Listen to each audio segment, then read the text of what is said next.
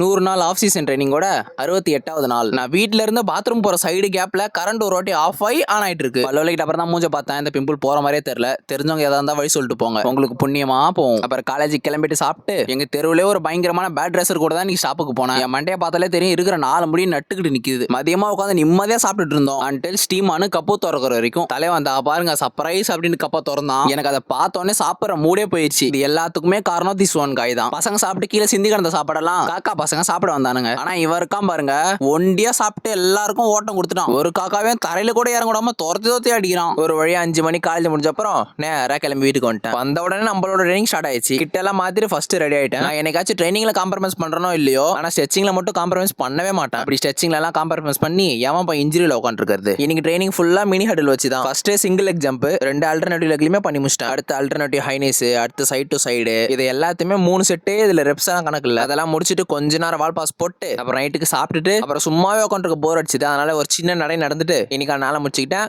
தொழில் இருக்கும்.